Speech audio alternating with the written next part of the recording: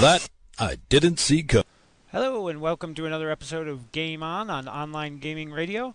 Today is Monday, January 28th, 2013, and I got the date right this week. I'm your host for tonight, Trueflight, and here with me is my co-host. Zjeven, nice to meet you all, or listen to you. Well, I can't talk. My brain isn't working. It's Zjeven. Hi, I'm the co-host person. And lurking and laughing in the background, we have a special guest with us tonight. You can introduce yourself. This is Brasse from Sony Online Entertainment. Now, that's it. I'm not going to do the Brasse voice anymore unless there's some reason for me to do the Brasse voice. For instance, if I want to strongly disagree with something that Trueflight says. Or talk about beer. Or talk about beer. So, go ahead. What are we talking about tonight? We are talking about your company's free-to-play model. And hanging up now. Going to cover as much as we possibly can about it, from where it's doing really well, just kind of the general idea about what, their vision, I guess you could say, for the free-to-play model. Its common criticisms, the stuff that I read about on Massively, Escapist, etc., and hear about from friends, and maybe even the future direction where you guys hope to take it now that you've gotten all that feedback. Oh, sure. So, all right. Fire away. I'm ready. I will make up stuff if I don't know the answers. Or dodge. PR will love me. So we'll go ahead and just start with some general stuff. So could you kind of tell us what the general idea is behind your free-to-play model? And, Sure. What was the goal when you guys were shaping your free-to-play model? Well, that was really interesting. One of the prime we have a number of prime tenets in SOE, and one of them is experimentation leads to innovation. So it was almost like free to play was starting to come around. We'd seen DDO go free to play, and it had been kicking around in people's idea boxes for some time. And so when we had the goal, it was okay. So what's the worst that can happen? What's the best that can happen? Is this something that's good for the player base? And the answer to all of those questions led us to start formulating a plan to, first we experimented, of course, as you'll recall, with EverQuest 2 by putting up the Freeport server. How does this affect gameplay? How do players like it? Does it bring in new people? The primary goal was lowering the bar to allowing people to play. The theory behind that is you can have people that come into the game that spend no money. It's like a trial program for as long as you like. And yes, you can get to max level on this trial program. Alternatively, if you like the game and want access to more features, then you can pay some, just like everybody used to. Keep in mind that before free-to-play, if you did not pay the monthly subscription fee, you got nothing. Nada. Blackness. No access. No characters. So you can come back in and play for free and get a tremendous amount more than nada, blackness, and no characters. Right. Now, why would you even want people to play for free? Because it makes it more fun for the people who are paying to play. Everybody wants to be in a game where there's lots of people having fun. And it's also so much easier to convince your friends to try a game or your relatives for that matter. Come on, Cousin Bob, come play this game. Well, I don't know, I can't really afford it. Well, it's free for as long as you want, and if you don't like it, you don't have to ever spend any money on it. Or you can pick up a membership for a while and then drop it and play for free again. So it's offering the players the flexibility to experiment and try these games and really play as long as they want for free. And obviously you're not going to get free access to everything, because then we wouldn't be able to pay the little guys who make the games. Well, Did that answer the question in my long, rambling, roundabout fashion? And this is before I've had beer, by the way. The follow-up that I had for that then was how okay, you made the conversion. You've tried the grand experiment. How's it working? I mean, how is it working for Sony? How's it working for EverQuest, EverQuest 2? How's it working for PlanetSide, Vanguard, etc.? Right. Well, I will say that, of course, there's one of the criticisms of free-to-play is that, oh, the game must be dying because it's gone free-to-play. In effect, after we did our initial experiments, we found that the number of players overall has been terrific, and the revenues have been very solid, which is why EverQuest is about to celebrate its 14th anniversary, and I don't know how many expansions are we up to now? 18, 19, something ridiculously high? Something very, very high. Yeah. Got to have another contest at SOE Live where somebody has to name off all of the expansions. There are a few humans in the world that can do that. Anyway, the revenues have been very solid. The people who are paying, whether they buy in small incremental transactions or whether they pay a monthly membership fee or maybe they just buy a mount and never spend any more money. Those revenues are balancing out the people who play completely for free, and these revenue models are working very well for the company across all the games. Very good. Very cool. So it's a grand experiment that ended up working.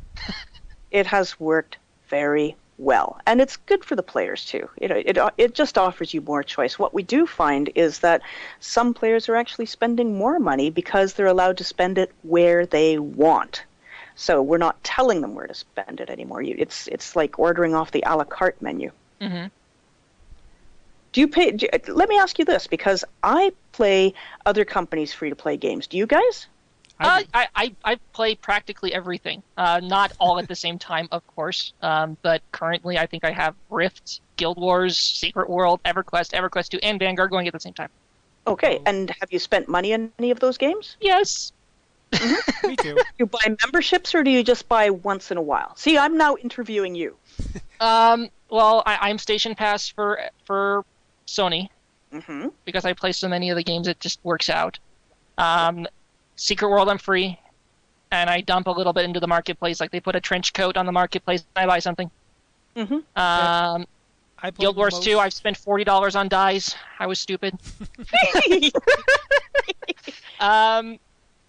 Yeah, I mean, I do spend money on practically every game that I play because if I feel that if a company can put something in their marketplace that I want, then I'm kind of one of those people that's really easy to sucker into saying, okay, I want that. I'm going to it's only $5. I can afford that. Sure. See, I'm a big fan of the buy to play, where you buy the actual game. That way you're supporting the company, but then it's free to play after. So I have several of those type of games. I do play a couple that are free, and I have put some money into like Magic the Gathering Online and Tactics Online. I've put money into buying new decks and new stuff. But I'm cheap when it comes to the free ones. Yeah. I'm the one where the other people help trade off my freeloading. That's right. Well, actually, my husband and I are much the same. It's really hard to get him to spend money. But we play, we play Guild Wars 2. Of course, that's a game that had a fairly high purchase price, but then it's free to play afterwards, and there are optional purchases. The weird thing about that game is they haven't put anything on their marketplace yet that I want to buy. I play Lord of the Rings online, and so does my husband. He's bought at least one mount there, and I'd probably spend more money there if their marketplace was easier to use. And League of Legends, of course, that's a huge sucker punch for me because, always putting out something awesome, like yet another skin for my favorite champion. Right. So, but the thing is that I never feel like I'm being taken advantage of. I buy it when I want to. I'm not forced to buy it, and so it's really, really handy. I love the free-to-play model as a gamer myself, and that's outside of SOE games. So, and I have a strict policy of never using free station cash, so that I always understand from a true player perspective what it's like to spend the money. Is this mount really worth that money to me? If so, I'll buy it. Are these items over here for my house? Is that worth it for the money for me? If so, I'll buy it. If not, somebody else can buy it. It's an incredibly democratic system because you only buy what you feel is worth your purchase money. I kind of like it. I do have to bring up, I love Guild Wars 2 does it, Star Trek Online I've been playing does it, is they have an in-game economy that lets you trade various in-game things to get their equivalent of Station Cash, or it's Gems in Guild Wars, it's Zen in Star Trek. And I love that type of system. I would love to see something like that in EverQuest.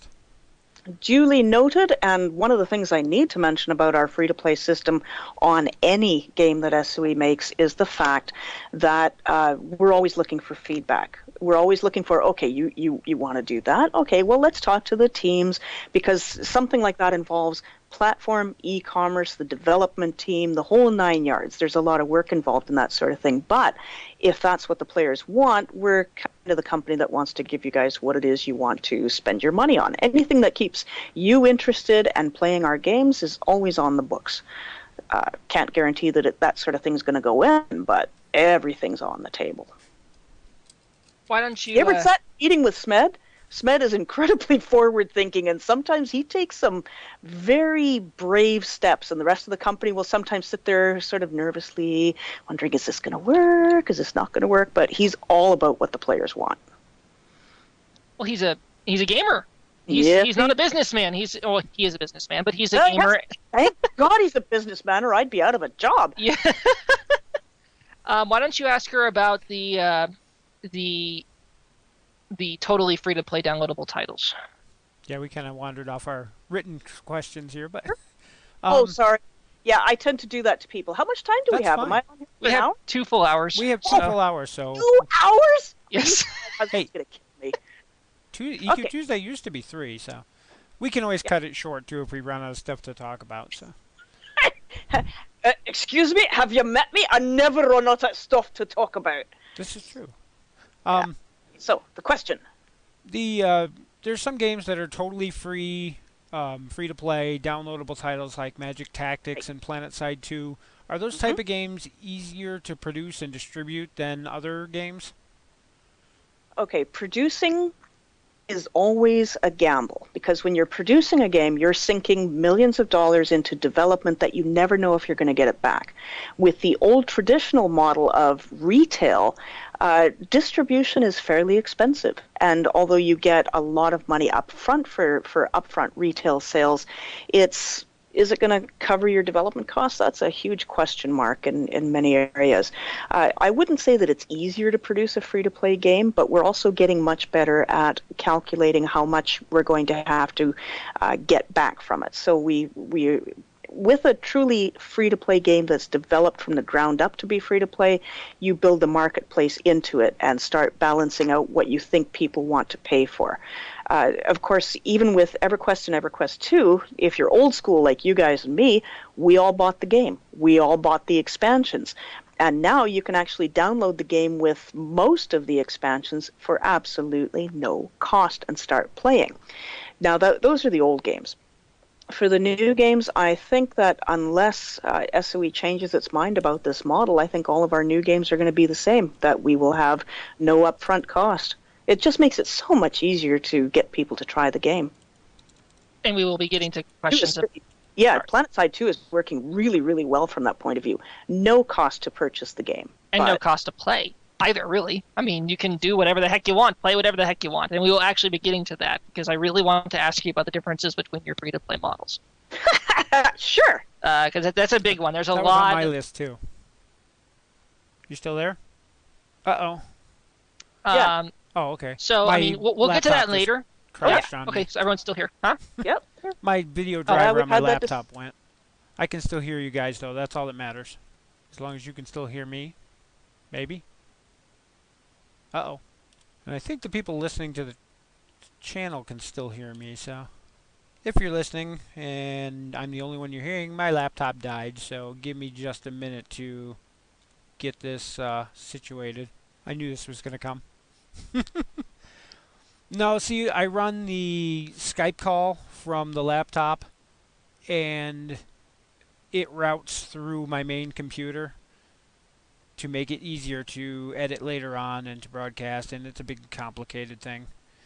So the broadcaster is actually on the main computer, but the laptop does pretty much everything else. And you're going to lose my voice here for a second. Be back on the air, I think. Awesome. Why am I so quiet? Are we? Because everyone's quiet compared to me. Yeah, for some reason I'm extremely quiet. Let me see if I can't fix that. You guys can talk. But we're able to. Okay, so we can actually we can be heard. Everyone can hear us again now. We're back on the air. Everything's good. Testing. Maybe, possibly. There we go. Woo! Now you're all staticky. It'll stop. It'll stop. You hope. So you say. Nope, not stopping. That's all right. We can talk through it. It's all right. picky like that. Ooh, it sounds terrible. You guys talk. I'll play with it. I'll ask the next question. Question number 3. So we were talking about this on the show last time about how the term "pay to win" gets thrown around a lot. I mean, it was my theory that a lot of people use it just to kind of say this is a free to play model I don't like, therefore just pay to win. Yeah. So. Do you Go ahead. Finish. I just wanted to know what your thought was. I mean, what is your opinion of pay to win, and what is SOE's thoughts on pay to win? And yeah. Okay, one of the things about pay to win. Now let me ask you this: do you feel that any of our current games are pay to win? Me, no. Okay, pay to win is often described as the ability to buy power. Now, what is the definition of power? Because if I were going to say, what do I define as power? First thing that comes to mind are experience potions. And believe me, those are among our top sellers all the time. Do you consider that power? The players don't, but I do. Comment. My personal opinion, no. Actually, I mean... Why not? It helps you level faster, just like pay to win. Does it give you an edge over another player? Sure, because you're making experience faster. I guess this is true. See, my thought is... See, that's the thing. So pay to win is in the eye of the beholder. And I think that the view of what equals pay to win is going to change over time. Now, that's my personal opinion as a player. That's not how SOE views it. SOE goes, what do the players think about this? What do the players think about that? What do you think the feedback would be if, we often ask the community council, if we introduced X, Y, or Z into the marketplace? If your mount can run faster than another mount, does that equal power? Yes, no, maybe. It depends on who you are and how you view it. Now, on the other side of pay to win is the dilemma of the old, overemployed gamer. That's me. Time is money. Money is time. So one of the most humiliating and humbling moments of my entire gaming life, and I'm sure you've heard me talk about this before because it really, really struck me that, I play EQ2 well. I make a really good Dwarven Mystic. I'm good at what I do. And yet I was turfed out of an instance group. Why? Because my armor sucked. It wasn't good enough. And why is that? I don't have time to raid. I simply don't have time to raid. I have an hour to play here, 2 hours to play there. That's it. So I'm going, please sell me some power. Sell me for a high price. I don't care because I make enough money to buy this, but I do not have the time to convert into that money, if that makes any sense. Please sell me the low-end raid armor, just enough so I don't get kicked out of a pickup group because I can't very well say, do you know who I am? They don't care. They don't care. I suck. My armor sucks too much to be in that group. So now that's my personal idea of pay to play or pay to win is I don't really mind people selling power as long as the best stuff in game is still available to the people who put the time investment in. I don't need the top end raid gear. I don't need to be that guy. I recognize that it's a huge achievement to get that stuff in game, but let me play for God's sake. Currently we don't sell anything like that. Now, what's going to happen in 5 or 6 years from now? That's going to be up to the players. Look at where we were 2-3 years ago, where people from EverQuest said that they'd lead an insurrection and quit the game and the game would shut down if we ever introduced anything like a marketplace into EQ. Now, they're fully supporting the marketplace because we're giving the players stuff that they wish to spend money on. Again, it's probably the most democratic gaming system ever invented. Oh, there. Did I answer that one? You did. So, I mean, I mean, do you guys, as a second, this is actually one of the viewer questions related to that. Do you intend to possibly ever, I mean, loaded question, I know, but sell stuff that would be increasingly seen as pay to win in lieu of other things? It depends, again, on what you consider pay to win, but I suspect we would put anything on the marketplace that players themselves agree is reasonable to sell. There, At did this I fix stage, this? At this stage, it would be, experience potions. In the future, who knows what that might be. Mm-hmm. But again, we're actually pretty good at listening to what players want, because guess what? If they decide to vote with their wallets not to support this, then we shut down as a company. That's true. Yeah, so we're always looking for feedback. I mentioned when we were off the air that I was finishing the daily report. The daily report goes across all of our games, and all we do is we take snippets, what are the most important topics that players are talking about. They're included with links and to all of the forum threads. This goes off to a huge number of people within the company, the executive, the producers, the whole 9 yards. So we have that daily report. We put together a weekly report, which is so extensive, I don't even want to think about how many pages it runs to when we cover all of our games. Player feedback is enormously important to us. So we're not going to put stuff in game if it's going to, if it's not something players want. So you tell us. Tell me, what is it we're going to be selling in 5 years? Make predictions. Level 80 characters. No, definitely not. Know that there's discussion about giving away high-level characters to new players, or stuff like that, because and not max level. But we've certainly had discussions about where, okay, the first X number of levels, it's a bit of a grind. So if you've got a friend who wants to play, and bring them in at a reasonable level, that's not unheard of either. That's something, again, that we're looking for feedback on. Believe me, nothing's ever off the table as far as SOE goes, as long as it's something that the players will support. EverQuest did that for a bit, if I remember right, with their refer a friend.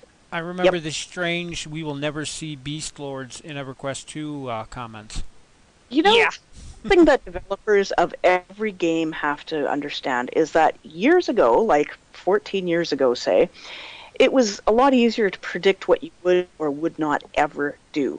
But the game environment is changing so fast that I think any developer that gets up there and says, we will never do X, is wrong, because you cannot predict where the player base is going to go, how games will evolve, or what you're going to be doing in 5 years' time.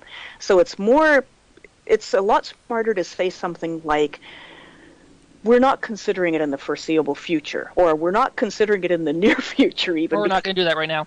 Basically. Yeah, exactly, because next year, people might go back and go, that was actually a pretty good idea. We should go back and do that. Mm-hmm. And a perfect example of that is when EverQuest 2 free-to-play first started. The players were outraged, and they forced the free-to-play servers players had their own servers separate from everybody else. One server, yeah. Mm-hmm. And then after that, guess what happened? Well, it's interesting, because when you have a major change, any major change, and it doesn't matter if it's in a game or in government or your favorite grocery store, if there's a major change, you're going to hate it. Why? Because that's human nature. Change is hard. Mm-hmm. So if you walk into Vaughn's and suddenly the meat section's on the opposite side of the store, you're not shopping in the same order that you used to. Eventually you might go, well, it's not really that bad, and it's more convenient to get the meat last before I go to the checkout, because if I'm buying frozen stuff, then it's not going to melt, whatever it is. But I think that it's always important to give any new idea a chance, and that's one of the hardest things for all of us humans to do. I agree. So anyway, the whole thing about the Beast Lords, the thing I always like to say when people say, yeah, you said there'd never be Beast Lords, are you unhappy that there are Beast Lords now? Why, hell no. Everybody's really happy that there's Beast Lords now, so some changes are good. You know what the good excuse would be? The guy who said there would never be Beast Lords doesn't work for the company anymore. Yeah. Sometimes the guys who say never are still with the company. So the answer is, you can teach an old dog new tricks. You can change your mind. That's not just a woman's prerogative. That's an old sexist statement. Anybody can change their mind if circumstances change. Mm-hmm. So, next question.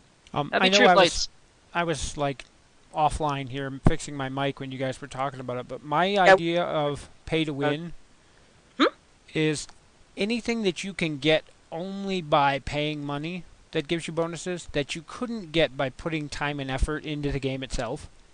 Right. That's actually a very good definition. And we had the discussion before the show started. Can I talk about the rock discussion? Sure. Sure. Because we talked about, if you're playing with rocks, that's really free to play. Well, that's true. And as kids, we do play with rocks. So you can have your plain old rock. And, maybe you want to spend some money and you go to the store and you buy some glitter paint and you paint that rock with glitter. Now you have two rocks that are absolutely identical in weight and size and shape and everything. One's just kind of cooler looking than the other one. And the third guy might go, oh, I'm not only going to spend money on some paint for this rock, I'm going to pay a portrait artist to paint my character on this rock. So now you got three different rocks and they all work exactly the same, but one looks cooler and the other one looks way cooler. Where you get into the pay to win is if the fourth guy puts some spikes on his rock, pays to put spikes on his rock. Suddenly that rock is a lot more powerful than the other rocks. Now, you can demolish the other rocks. Right. But if you can have these other rocks, and if those guys can actually go off into the woods or the parking lot or wherever you are, and you can actually pick up spikes over time, investing time instead of money, because time equals money, and so if you can get spikes that way or buy your spikes, then I'm okay with it. And that I think that right now, that is what most people's definition of pay to win is. And I will want to ask then, it might be an opinion question later, but we'll be getting into the kind of the criticisms regarding why some people call SOE's models pay to win. And I will be bringing it is kind of rolled into another question, but we'll get to that a little bit later. That's actually we can actually roll into the criticisms right away if you want. Well, Trueflight had one more question because we're on the topic about marketplaces, so we'll let him ask his really quick. With the free-to-play games, the cash market's pretty much what drives the game and what makes it worth the company's time and effort to keep it going. What kinds of things do you feel should be available in those type of games? It kind of rolls into what we're already talking about. Is it fluff and appearance items, potions, XP boosters? You already talked about that. Equipment, things like that. I would say that most people really want to customize their characters. They want to dress them the way they want. And so what we call fluff or appearance items, those are often the biggest sellers right after XP potions. And so those are the types of things that we spend more time developing. We learned a lot of lessons by working with the kids' games because the kids' games are really free with their feedback. They accepted the marketplace right away because they wanted it. They wanted to spend their money in these games. And so what they do is every week when the new stuff is released for the marketplace, they tell us about more stuff that they'd like to buy. So we'd like to buy X type of mount. So then we send it up to Floyd Bishop or whatever. And he goes, that's a really cool idea. Let's put it in there. And, basically, we want to sell things in the marketplace that people ask for. It's, to be honest, that's one of the reasons behind Player Studio is because we can't produce the stuff fast enough, and Player Studio gives us the opportunity to do revenue sharing with the really talented people that are in the community making things. So that's one of those real win-win type situations where, we're making fluff stuff, we're making housing stuff, we're making stuff that doesn't help you win the game, but everybody wants it. Plus, we're sharing the money with the people from the community who are making it. I have a question that wasn't on our list, but it's related to Player Studio. It just made me think of it here. Sure. Now, how does that work entirely when I know the players make the items, they submit them for approval, and they go through a whole process. Does the player still hold any sort of right over that so that they could use it in like a portfolio or something? Well, they can certainly put the item in a portfolio and say, I made this, because it's very clear in the credit, like if you go into the marketplace, it should indicate that they have created this item. So I don't think we really care if they want to adapt that. For instance, let's say that some other MMO out there opens a Player Studio type thing, because there are some out there, say Call of Duty, for instance, and they want to take some item that they made for EverQuest 2 and adapt the same design to Call of Duty. Do we care? Probably not. It's just too much hassle to get involved in that. I was thinking more along the lines of for a portfolio for like a job, so you can use it as a why wouldn't you? For Yeah. instance, I'm an artist as well, Well, I'm and just I'd make curious because there's been a big ordeal over like Instagram, and they're assuming anything you post there is now theirs to use as they please. You give up all rights and all that fun stuff. Yeah, that's a really interesting argument. Luckily, we don't have that argument at SOE. That's good. It's if you're using it in your portfolio, all you have to do is be able to prove that you created it.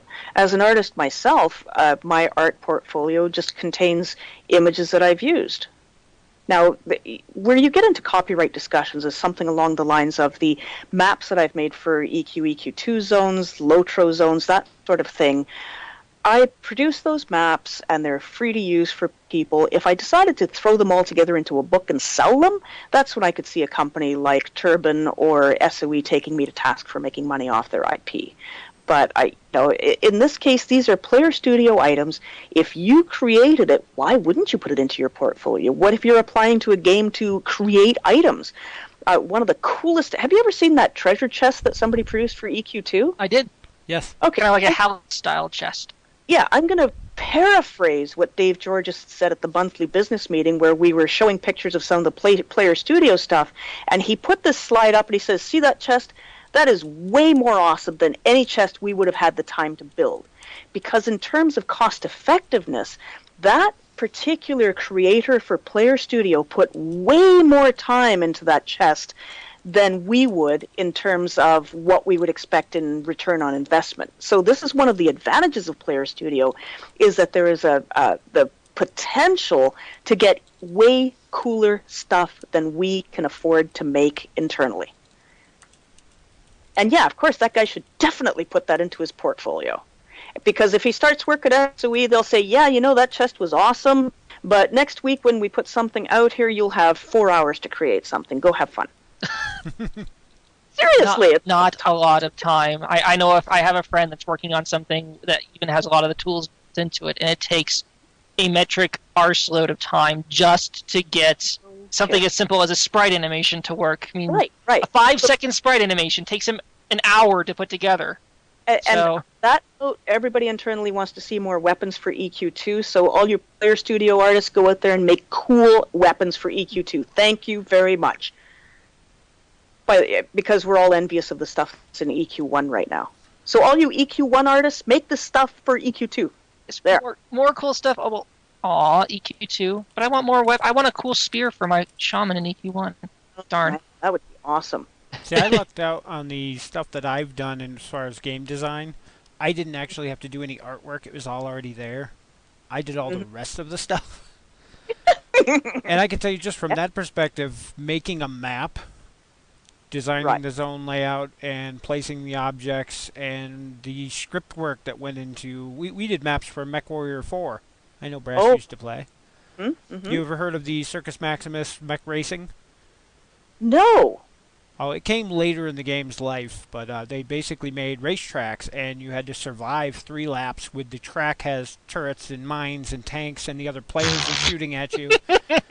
Ow. And a disaster waiting to happen. Literally. Yeah, one of the companies, MechTech, who kept the game alive by making free expansions for a few years, designed the game type, and I spent 3 years building a league, and I made over 20 maps of that game type, and scripting those literally was months of work just to do the scripting.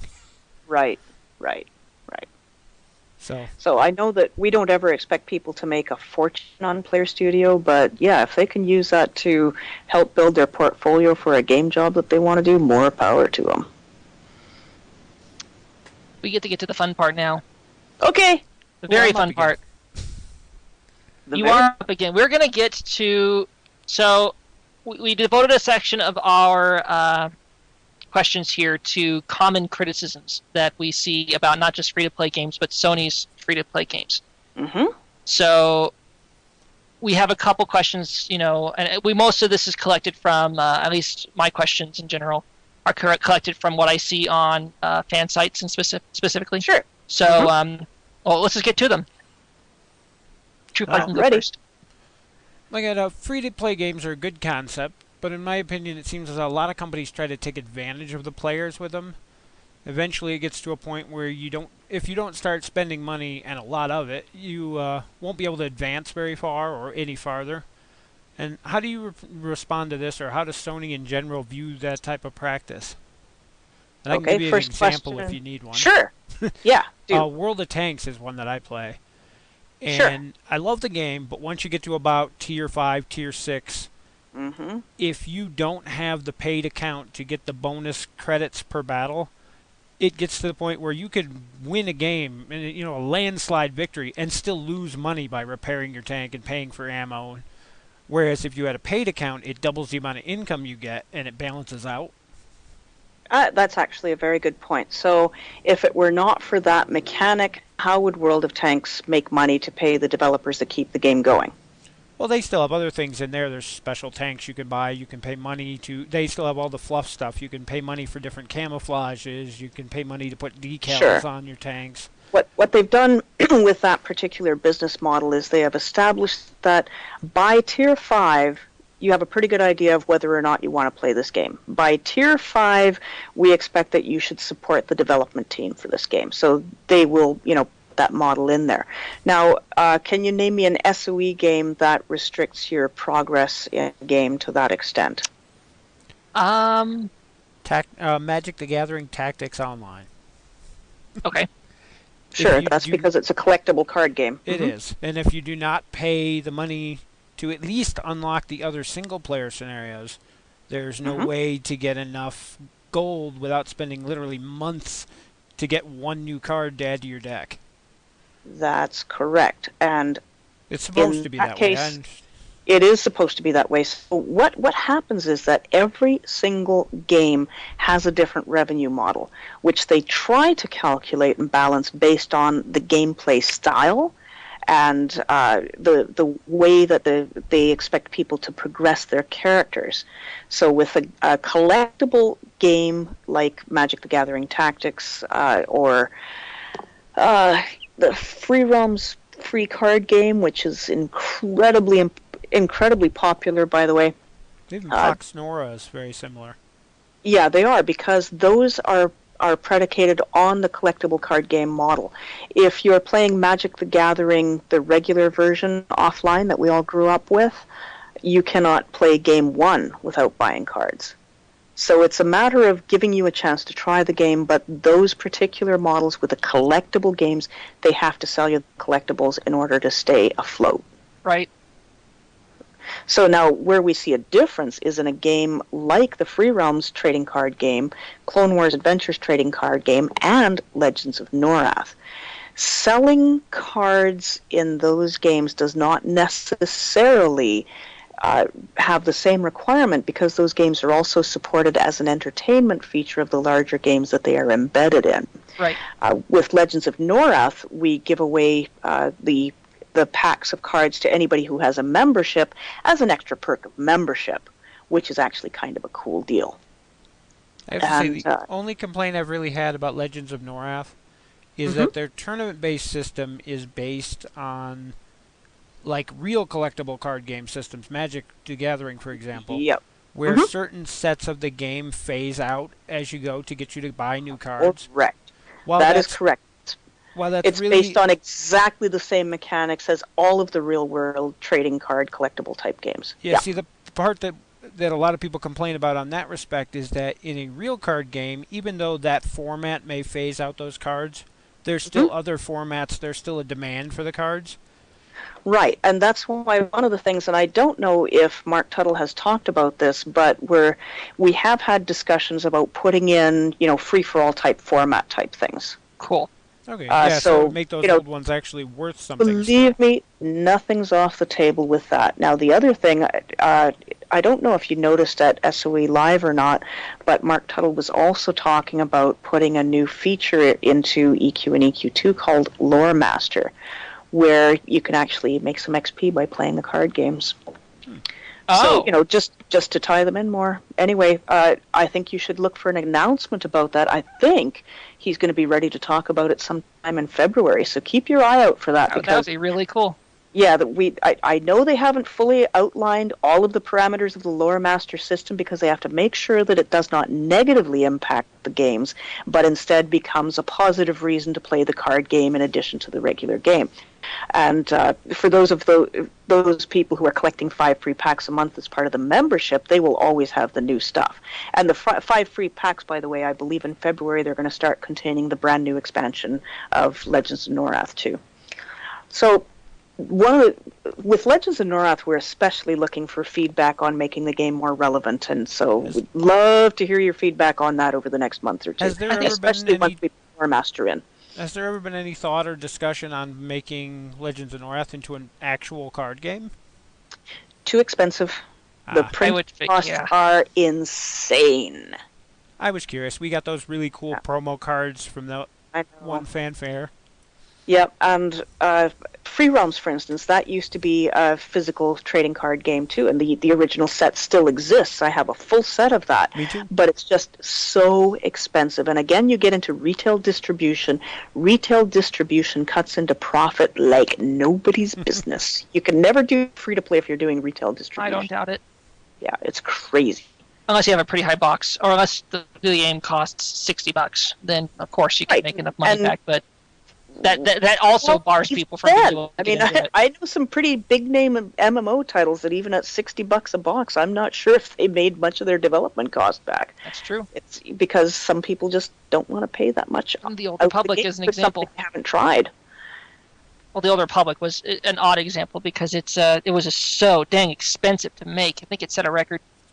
Yeah. So going back to the question, companies, do they take advantage of the players?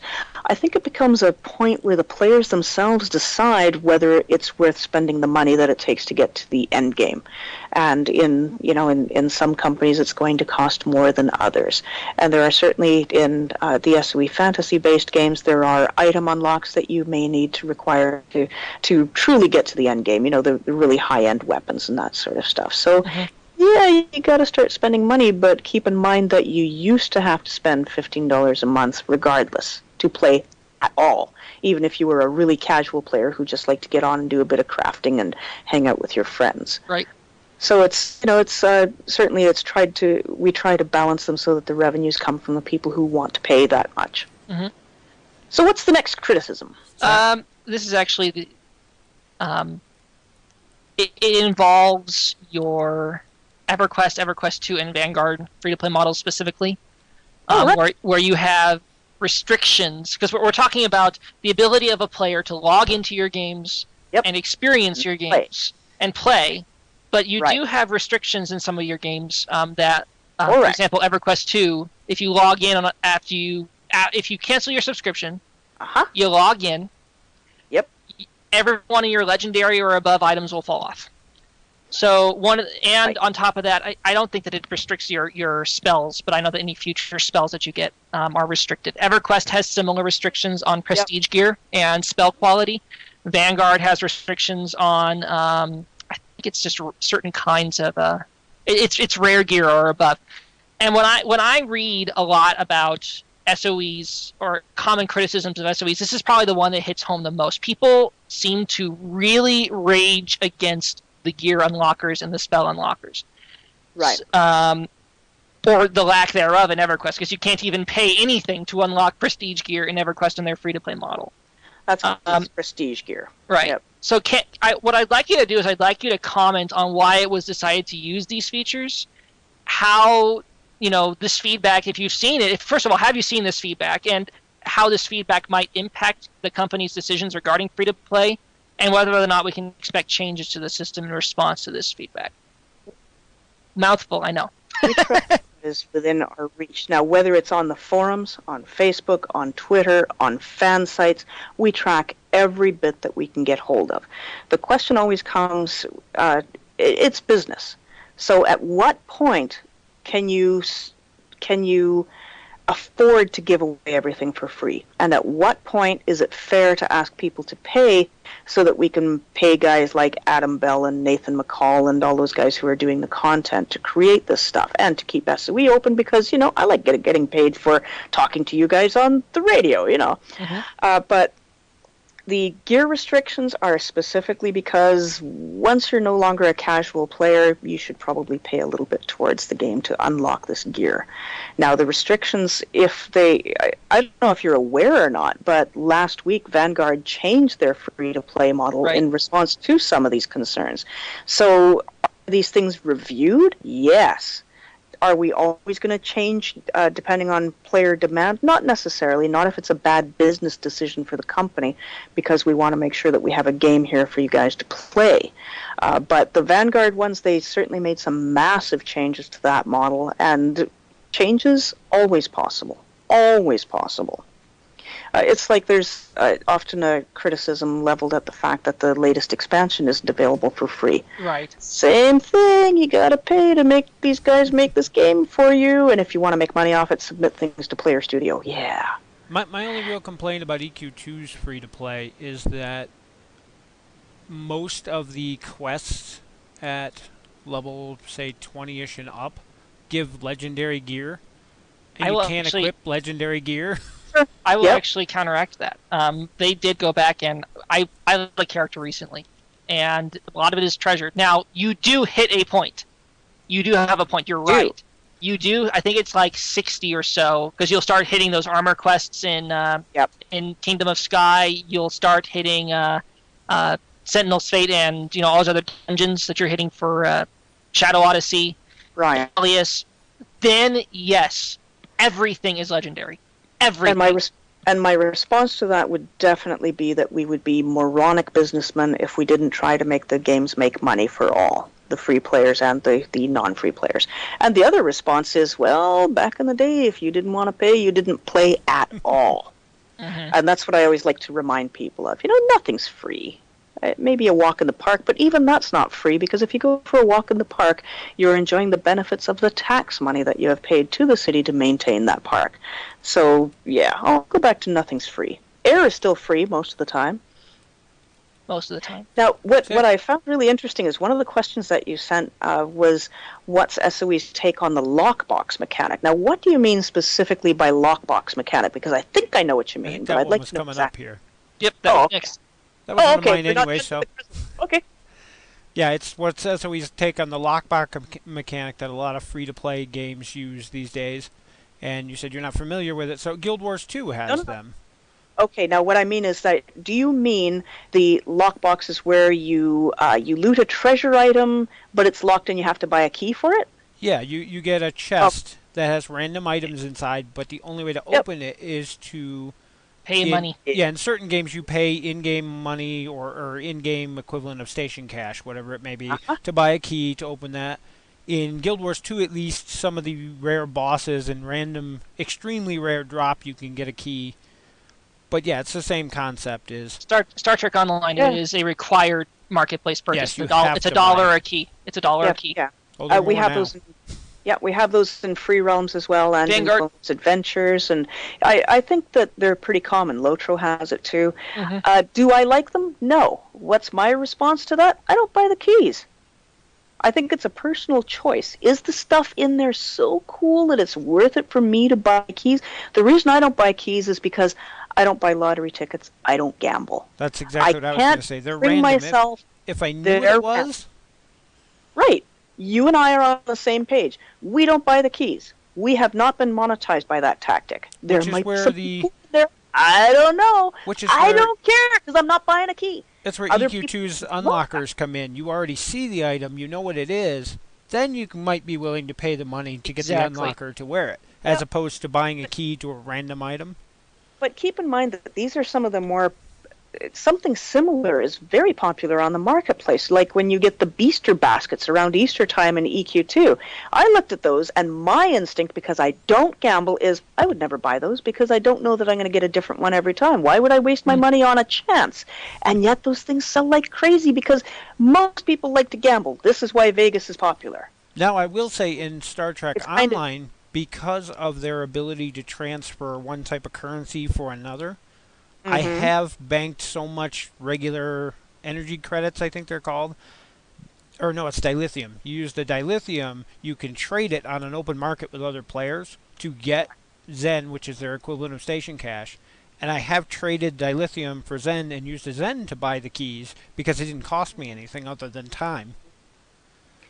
Now, the question is, are the keys soul-bound in any individual game? Because if not, then you can probably conduct trades with other players for in-game currency. I believe If the they keys are, themselves are, at least in most games I've seen. Star Trek, they're not, because it is a purchase. It is a marketplace purchase. Every game is very different in that regard. It has the mechanic where you can trade.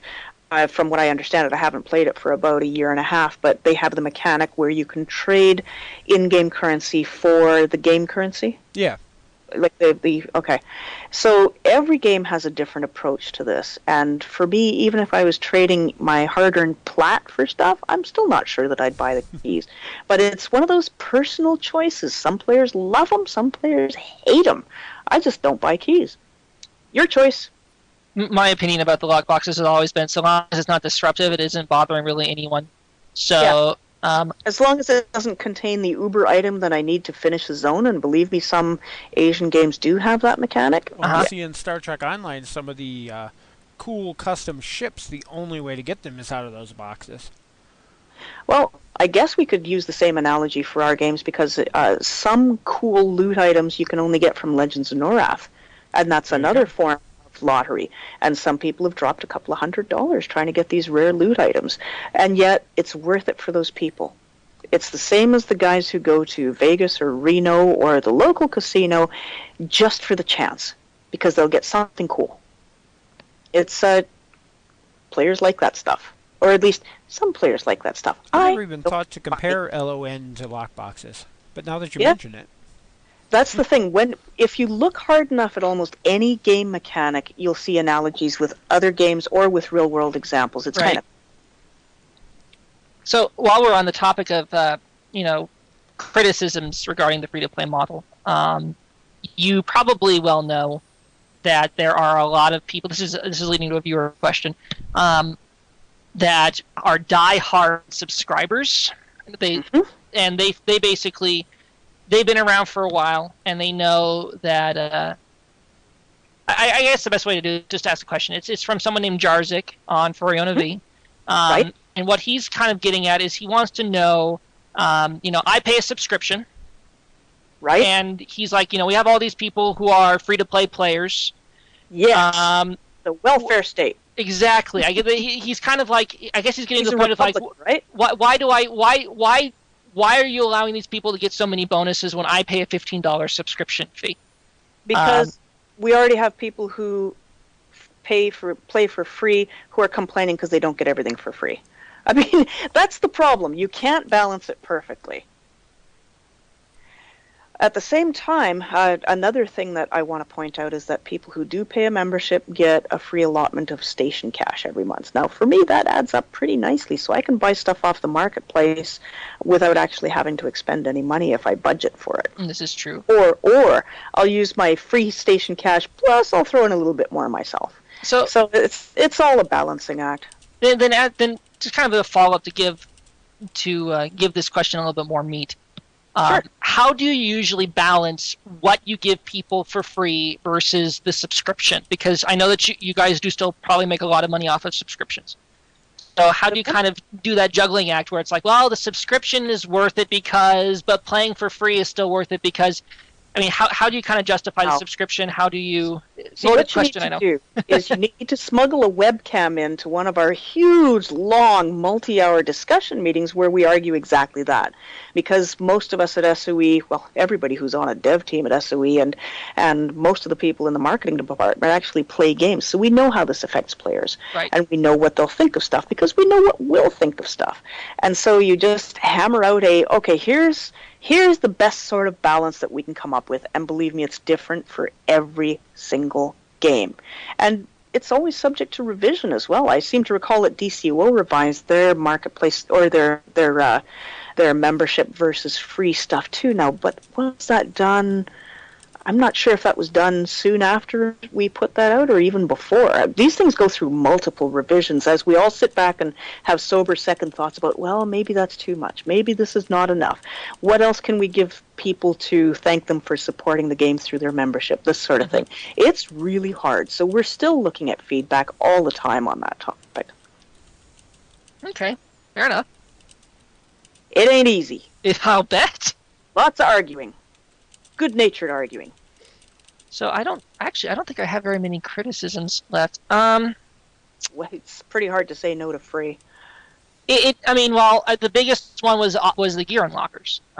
That everywhere I look, it's the spell and the gear unlockers that people are complaining about. Now, funny enough, of course, I've read some comment threads where you open that wide open and people are still saying it's not free enough, but we could probably talk about that for hours on end. Make the games completely free with no charge whatsoever, make no money off it, turn into a non-profit organization, go broke, and people would be complaining then that there's no content. So, you have to find the balance. And we may not have the perfect balance. Always looking for feedback, and if you can come up with a better idea, let us know. Believe me, we're really, really looking for ideas. We can get in. Let's get to the exciting stuff then. There's exciting stuff? Yeah, we want to talk about the future because I think that you guys have been changing models. You have been changing Vanguard's model. You've been trying a new model with PlanetSide.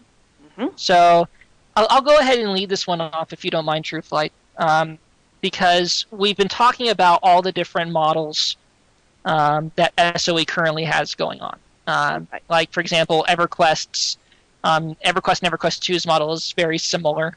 With a lot of gear unlockers and whatnot. Vanguard's, all races and classes are free. Now, with rare items being open to everyone, PlanetSide 2 is completely and totally can play everything and anything in the game for free. Uh-huh. So we have a lot of differences between your models. Oh, yeah. Why do you have so many different models? And do you have any plans to kind of consolidate? And if you do have plans to consolidate, in which direction do you think you'd go? I think that it would be almost impossible to make all of the free-to-play models the same across the games because the games themselves are so different. So I don't think that's going to happen with any of our existing games or with the future games. I think the free-to-play, what you get for free and what you will be asked to pay for if you like the game, I think those will always be different from game to game unless we start making cookie-cutter games like some Facebook games that I won't mention. It's easy then because it's just, change the names and the shapes and everything, all the gameplay remains the same. But with our games, they're just too different to make that sort of decision. So I think you'll see more variation, more iterations, and more experimentation as we go forward. Okay. Do you kind of get any good ideas from PlanetSide that you'd want to maybe implement in other games, or? Always. Not only do we look at what's happening with our own games, because we analyze the way people play. What do they spend their time doing? What do they buy the most? What don't they buy? Why aren't they buying that stuff? We thought they wanted it. Clearly they didn't want it. Where are they spending their time? Are they spending time crafting? Are they spending time raiding? We actually have access to those types of numbers now. And obviously we don't release them because that's confidential information that helps us keep our games interesting for our players without giving the competition too much information. However, at the same time, you gotta bet your dollars and donuts that we're watching other people's games. Not only do we play other people's games for fun, because that's cool. The more successful games there are in the market, the happier I am. But we learn so much about what they do well, what they don't do well. For instance, there's a lot of the stuff I like the best, and again, this could be argued to be possibly a power item, but just to use the example of Lotro, I was playing a couple of weeks ago, and I have an explorer class that is both a prospector and a forester. So I go to harvest a tree, I have to have an axe equipped. I go to harvest a mine node, and I have to have a pick equipped. They sell a universal tool where I can just use one tool, and I can just go harvest whatever I want without having to switch tools. This was worth it for me. It was also pretty cheap. It was only $1.95 worth or something like that. So for me, my brain makes that connection and goes, wow, that's really cool for me. Convenience items are a huge seller, especially if you don't price them too high. Mm-hmm. Vanity items, people tend to charge more money for. I don't think it matters what game you're in. The very cool-looking mounts tend to be expensive. So I don't think I've ever played a game where they're cheap. Yeah, no. Some games have mounts that are less expensive, but they're clearly not as cool looking because they are vanity items. But we look not only at what people are selling or what they provide for their membership, but also how easy is their marketplace to navigate. How easy is it for you to find what you want? How responsive are these teams to the requests that players put in? I read other people's forums extensively. You have no idea. I really am not trolling them. But, we're always looking for ways to make our games better, more relevant, more interesting for the players, a good value for the money. Because let's face it, if you're not a good value for the money, you're not going to last very long in today's economic climate. I can't ever afford to give up a job, so I got to work here till I'm 85 or so to pay off my property.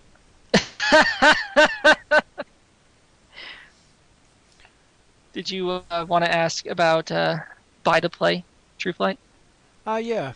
The big trend in the market right now seems to be going towards the buy the game, play for free, or buy to play as they call it.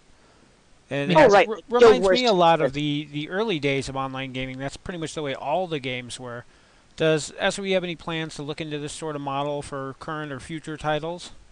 Yeah, that's kind of the Guild Wars 2 model. They don't have any sort of membership. They just have a buy the game up front, and then optional purchases on the marketplace. And it's catching on. It's catching on too. I mean, Defiance is using it. Defiance is using it, and in the Secret World picked it up recently, and they saw a 30% increase in their sales. So but even as far it's becoming hot. Even as far back in 2001 when MechWarrior 4 came out, that was buy the game, play for free. Yeah, and MechWarrior 4, well, that was also long before the I know, but it was marketplace. But I know. What you have to look at with these is how successful are they going to be long term. For instance, with Guild Wars 2, I certainly bought the game up front, and I haven't paid anything in it since. I haven't bought anything off the marketplace because I haven't found anything I want. So the question is, how long can they afford to keep me as a customer without further monetizing me? I don't know. I'm very interested to find out because it's a fun game. 12 years later, I'm still playing MechWarrior 4. Sure, but I'm not. So, but is anyone else still developing MechWarrior 4?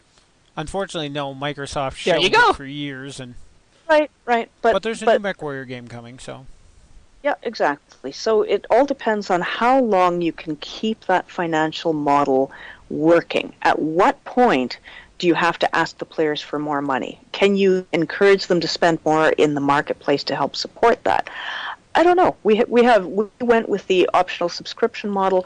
I certainly wouldn't rule out anything. I wouldn't rule out revenue models that we haven't even heard of yet, because we're going to be looking at every single game that we produce as it comes up, and decisions will be made. Smed's a really savvy business guy, so he'll be driving that for sure. I know another norm is also most games tend to go on a 1 year cycle for expansions. EverQuest 2 certainly has. EverQuest 1. EverQuest 1 has. The big thing is, with the buy-to-play, can it sustain itself till the next year when somebody has to shell out the money to buy the new game? That's how I look at it, at least from a player perspective. Yeah, keeping revenues such that you maintain positive cash flows throughout the year is actually fairly important for most companies, especially smaller companies. If this is your only game, you don't have much time or you don't have much leeway to experiment. SOE's very fortunate in the fact that we have quite a few games, and so we can afford to experiment a little bit, and it's not going to kill anybody if an experiment doesn't work. Right. The smaller companies or the single title companies, I'm a little more concerned for their sake, and I hope that they do their research. It drives me crazy when I see companies making the same mistakes that other companies made years ago and learned from them, though. I think I just got way off topic. What was the original question? I'm sorry. Buy to play for free. Oh, right, yeah. Buy to play. Definitely not off the table. No idea. Absolutely no idea, but definitely not off the table. I think that we're very open to a wide variety of potential revenue sources. And again, Defiance, can it support itself being buy to play? Can we sell, or can they sell stuff enough on the marketplace to support things when that initial revenue goes down? If you're paying $60 for a game up front, how much bandwidth does that support? How much developer time does that go into? I remember we were also talking about expansions. EQ has actually had 19 expansions in 14 years, so that's more than it's crazy town. Crazy. My town. laptop monitor just died again, so just warning you. Well, you know, I shall got- never, ever buy another NVIDIA product as long as I live. Oh, you are oddly raining down the enough, heck upon your yourself. experience is unusual because I have, we've tried lots and lots of different video cards in our household, and we find NVIDIA by far the most stable. Now, are you saying that as a consumer, or are you saying that as an SOE representative who is partnered up with NVIDIA? I'm saying that as a consumer who has trashed too many cards made by other chipsets. Believe me. I'm just kind of happy that NVIDIA is one of our sponsors because I actually use their cards religiously. Oh my goodness, Forgelight is beautiful. Forgelight is beautiful. Runs really good on my GTX 285. Oh my goodness. I remember the first thing that I said when I powered up PlanetSide 2. I'm like, if this is EQ Next engine, sign me up. Because it is gorgeous. Keep in mind, too, that when you're dealing with any sort of a game engine, they're only as good as the artistic team that's on them. Oh, yeah. So, you can even take a great engine and make an ugly-looking game on it. Oh, yeah. This will not happen with EQ Next. You know it. So, I mean, we were talking about then, buy to play. And probably one question I had, this is a viewer question, had to do with the fact that they felt a little, I guess you could say, gypped by the fact that they had to buy the expansion and then, continue to pay a subscription to play the game. So I'll just ask a very straightforward question. Sure. Can you guys support yourselves monetarily on expansion costs? I'm pretty sure the answer to that question is no, but I'd like you to kind of go further into how and why an expansion or buying an expansion is just not enough to support a game like EverQuest or EverQuest 2. It's interesting, and that's one of the discussions that we've had a lot internally that I can't get into the nuts and bolts of it, but we've certainly discussed whether or not expansions are necessary, or whether a person should go for a more cadenced series of updates throughout the year instead of expansions, and provide them for free or for a smaller fee. These are ongoing internal discussions that we have. The player expectation for the traditional games, which include EQ and EQ2, is an expansion every year, and if we don't make one, the first thing that people are going to start hollering is that, well, the game's absolutely dead, there's no expansion this year. So that's another consideration. The players like them. They like an expansion. Remember when EQ2 went from its content to features? Yeah. No, it's November release of the expansion. The 1 year they pushed it around to, what was it, February? Yep. Oh, and it was the same thing when they released Age of Discovery. People were panicking. They were like, oh my goodness, we're moving to free content. What will we do? Yes, what will we do? Then there's also the thing about, okay, so I've paid for the expansion. How come these jerks behind me get it for free 2 years later or whatever that is? Because they had to wait 2 years. They had to wait 2 years. The alternative is, if we locked everybody that we let into the game for free to the original game, that wouldn't be a whole lot of fun for them, because there's so much content out there. And there certainly are features that are locked to an expansion. How come I can't have this feature unless I buy the expansion? Because it's an expansion with that feature. Next question. Yeah, we're still doing expansions right now. Will we always do them? I don't know. Talk to Dave Georgeson. How do you guys can determine what expansions you give to people for free? Like, for example, Veil of Valaris is currently not free in EverQuest, and I think Velius is also not free for EverQuest 2. How do you decide when to divvy those out, if you do? Yeah, those are decided on an individual game basis, and the dev team gets together with, brand and community and e-commerce, and we all have a long, honest discussion about, so at what stage should we make this expansion free, and at what stage should we make this expansion free? One of the ways we look at it is, how well is the expansion still selling? And that's an honest, business-like answer. Are we still selling them? Then why would we stop selling them? On the other hand, you have to make sure that the free-to-play players can have access to a reasonable amount of content. And given the number of expansions that these two games have had, I think a reasonable amount of content is a hell of a lot of expansions. Well, it's 17 free expansions for EverQuest? Yeah, it's a lot. That's a lot. That's a lot. Yeah. So they're all we try to make them like, it's the old, what would Brian Boitano do? What would we do? What would we expect as a player? What do we think is fair and reasonable as players ourselves?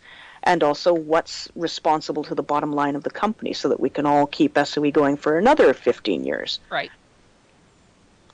It's tough. You guys should all come work for the company because the discussion. I would love to. I'd love to. Is that an offer? If there Sure, are any openings in the compatibility lab, I'm all over it. I'll take Yeah, community. you bet, I'll take as community. soon as we raise the costs of playing the games to support the extra mouths we had to feed.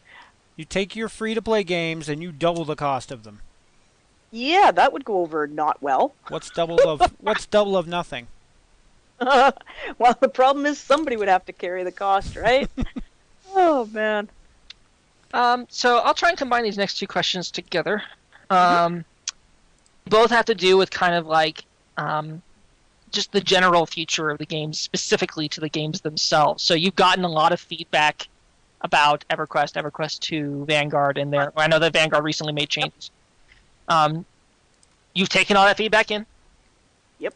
Do you plan on making any changes with that feedback that you can comment on to the models for EverQuest or EverQuest 2, Vanguard, etc.?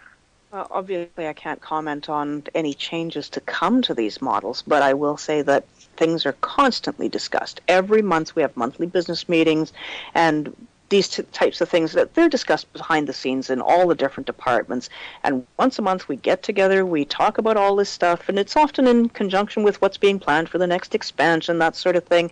So nothing's ever off the table. The feedback is taken into account and balanced against the business needs and what we think is right and best for the players from our own perspective as players ourselves. You may see changes, you may not see changes. I think you're more likely to see changes in the way that we approach new games that we publish, like EQ Next.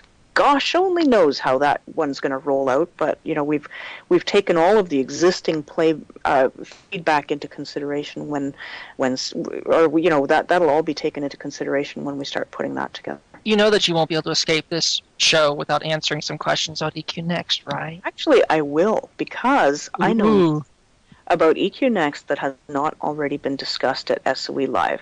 We know it's going to be a sandbox-style MMO. We know, and Smed has talked more about the fact that user-generated content is the future for MMOs. I happen to think he's right.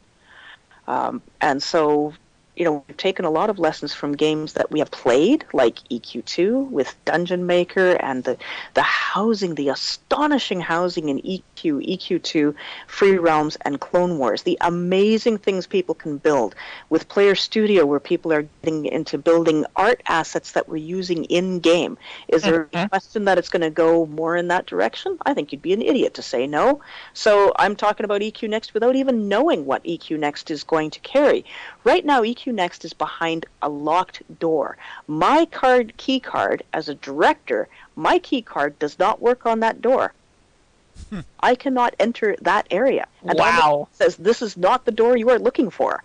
So they are keeping it under wraps. Probably. If you've seen it on the internet, that's what it is. Somebody from SOE posted a picture on Twitter, I think it was, and it's a door with like a little window in it, and it's papered up over the window, and it says, this is not the door you're looking for. That is EQ Next development area. Obviously, we can't give away too much of what we're doing, because otherwise somebody else will, put a quick and dirty game and get there first. But we'll do it right in any case. Do I have faith in these guys? Yeah, because they've actually thrown out a couple, as you know, they've thrown out a couple of design ideas. Smith's been very upfront about that. We were going to do the game this way, and then we went, nope, throw that out, start again. Then we were going to do the game this way, nope, throw that out, start again. They're working very hard to get this right. And based on what we know about how people like to play our games and how much they like building stuff and making stuff, we learned a lot of lessons from Star Wars Galaxies as well. One of the most popular features in that game was the Chronicler system, where people made their own missions. Brilliant stuff. The mission architect and stuff like that. Chronicler, mission architect, etc. Yeah, me and Zev have talked about the Forge system in Star Trek Online. Some people have made some amazing missions in there. Yeah, and so why would we not want to do more of that? So I'm very happy to speculate right along with you on what's coming in EQ next, because I really want to know. I think it's going to be awesome. I happen to know that, Georgeson is director of development for the entire franchise, and he's got 3 very able producers on these products, and so I think it should be cool. I also know that you should come to SOE Live. Oh, I should mention about SOE Live. We're announcing the date next week. Oh, really? Uh-huh. Can you give us a prelude? No. No, darn. Can you tell us it's not in October again this year so people can actually go? Well, you know what? You're going to love this. When we announced that it was in October last year, we got a slew of responses that said, oh my God, it's in the fall. I can actually go for a change. Those people are going to be saying, if it's not in October, I can't go. Yeah. So you're never going to make everyone happy. So, it will be in October. How's that? And the date will be announced next week. There. We just had a discussion about this in emails, and I said, can I at least say that we're announcing it next week? We were hoping to announce it by the end of this week. We've got too much stuff going on this week. So, we can't ask specific development questions then. We know that it's about EQ Next. Uh-huh. We know that we don't know anything. We know there's a sandbox game. So, well, sandboxy. There has to be some direction, or a sandbox gets boring. Is there going to be Vashir and Ixar and stuff like that in the game? Wouldn't that be cool? Wouldn't it be? You have no idea. Okay. Dwarves, or they will basic a one dwarf insurrection over here. We'll see. My fear, because we're all speculating, I would hate to see it have, these 4 races are playable and the rest are available for station cache. So what's wrong with that? You only have to buy them once. Quit your complaints and support my game. I'd buy a dwarf. Can we ask you then, because when we're on the forums and we're talking, issuing feedback, we see, Adam Bell and Greth. We see Greg Spence, Rothgar. We see, Windstalker, Holly. We get to know these people as we're playing these games. Can we get a little bit of information as to who might be working on EQ Next, or do you not know that either? Or can you not tell us? Actually, I think that it's fairly common knowledge that Greg Spence is on EQ Next now. That one. One of the things you have to be aware of is, and people really panic when they find out that their favorite dev is leaving a team. One of the things that you have to keep in mind is it's not the end of the team. It's not the end of that dev. It's really important for devs to cycle onto new games or they die of boredom. You can't work on a game for 6 years and not want to do something else for a change. So in preparation for EQ Next, and because PlanetSide 2 has launched now, I think that over the next several months you should expect to see a lot of devs cycling around. We're going to put some really good people on EQ Next. We have to support all of our solid games like EQ and EQ2. You can't take all the good devs off them, but you can put new people on those teams. It's really important to cycle people around, and we're very fortunate to be in a company with so many projects that there's always something fresh for the devs to work on. Well, it's not even a matter of them getting tired of working on the same thing. It also gives you fresh eyes with a fresh perspective on things. Mm-hmm. Sometimes it really helps to bring fresh eyes onto an existing team. Sometimes it really helps to take the tried and true, experienced years, 10-year veterans and put them on a different project to bring their lengthy perspective to that. So you will see changes, and I don't think they've announced them yet. I know some of them internally, but obviously I can't say. But there's nothing negative involved here. It is my personal opinion that it's actually good for the games, because I think one of the biggest things that people complain about, it's also one of the biggest things that, in general, people are very vocal about, is that games stagnate after time, or they start to feel old. And so putting a new person on that team might give, EverQuest, I played EverQuest when it was, right before EverQuest 2 came out. And I thought it was really cool, but I thought we could do this, and it just brings new ideas to the team so that it continues to grow and evolve.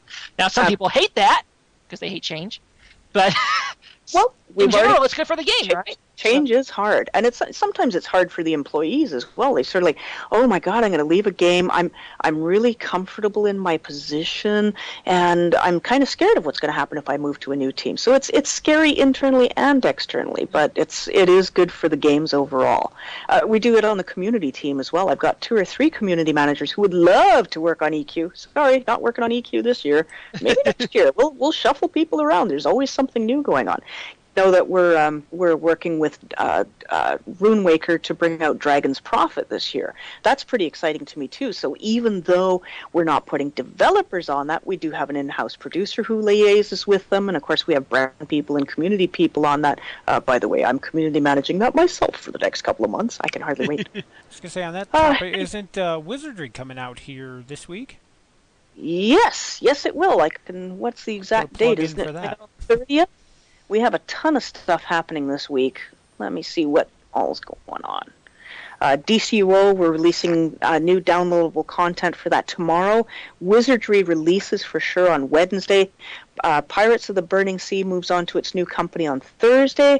And then next week we're going to announce the dates for SOE Live, which I can hardly wait for. I really need to start planning for it. I want to go this year. Ah! Any hints on the costume for this year? No, I haven't really decided yet. I'll probably open it up to ideas again. Last year, my boss suggested that I go in purple, so, she's my boss! Absolutely, purple, no problem. Haven't really decided. I was almost thinking about maybe going with a white and gold theme or something, but I might look a little bit too much like a wedding cake. I don't know. I'll link in the show notes some pictures that I have of you in your costume from previous years. For anybody who they're always really good. For anybody who doesn't know, Brasse goes in a full dwarf costume that she makes herself every year. And it is awesome. Every year it is awesome. My compliments, really. Thank you. It's weird because I'm always building it at the most stressful time leading up to SOE Live when all of the planning's taking place. And yet at the same time, it really helps me find my zen as I'm sitting there working on it very late at night and, thinking ahead to the different events that we're doing there. One of the things we're definitely bringing back is Player Studio. Sorry, not Player Studio, the Player Run panels. Those were incredibly popular. And maybe I can, we'll see how much I can get away with leaking here. We are moving venues. We're not at Bally's this year. We are in Vegas. Really? No longer Bally's? No longer Bally's. Can you tell us where? No? No, come on. You got to have something fun for next week, but I think it's a really good venue. Is it still on the main strip? That's a good question. I don't know. I know the venue. And I think it's pretty awesome, and I think it's going to make for better meeting rooms. That's one of the main reasons. And also, no smoke. Thank God. Thank God. That's one of the biggest feedback items we had on SOE Live is, oh my God, I couldn't breathe, and I had asthma. I'm an asthmatic myself. My throat was burning by the end of SOE Live. My lungs were bad. I had to take asthma medicine every day. The new venue, they walked in to evaluate it, and they said the first thing they noticed was no smoke. The last time that I was there, I was in a non-smoking room, and there was smoking going on next to me, and they wouldn't do anything about it. Yeah. The other problem with Bailey's that I had was that it's like every other floor is smoking, non-smoking, non. So if the people in the room below you are smoking, it still bleeds up into your room. And the casino wasn't all that well aired out, so it was affordable. It was centrally located, that sort of thing. I will tell you that the cost of staying at the new place isn't going to be a lot more. It might be $20 more for the weekend. I mean, there's no place that's super cheap. If you want to stay super cheap, you can stay super cheap and walk to the venue, or there you go. take a something. Take a monorail, take a cab, take a shuttle. Something. A cab you can get almost anywhere in Vegas for $10. So right. I wouldn't advise it in full dwarven costume. I did that one year before I joined SOE. When in the middle of the desert? No, when Fanfare was in Chicago. Do you remember that year? And to save money, that was I stayed at a hotel that was quite a ways from the venue. I was an idiot. Getting in and out of that cab in costume is the worst experience I've had in my life, and I did it for 3 days in a row. So never, if you're costuming, stay on site. There's my best piece of advice. So I have a bunch of viewer questions about free-to-play. Cool. I'll try and kind of put them into one big question because they all have to do with how well free-to-play is doing, because a lot of the perception of EQ2 players is that, the good old days were when it was a subscription game, and that free-to-play has kind of, not been very good for the game, that people are leaving and all that other stuff. So I would like you to kind of set the record straight for how, the models are doing. How is EverQuest 2 doing with its free-to-play model compared to how it was before, EverQuest 2, etc.?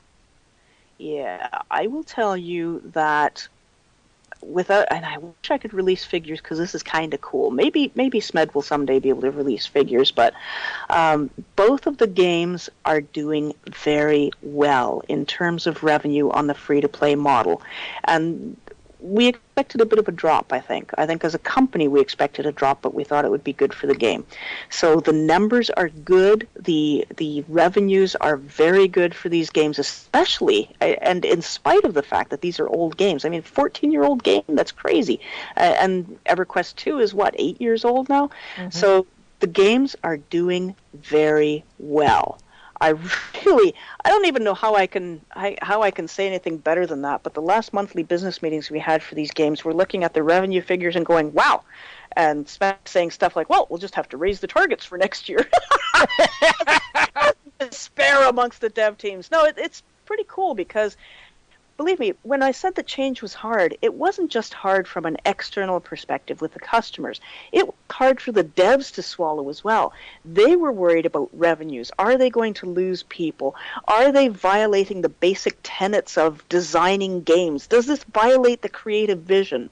Now, because they've seen that players support the ability to buy what they want, when they want, pay for a membership for 6 months, drop it for 6 months, and just drop in once in a while to visit the guild, whatever it is.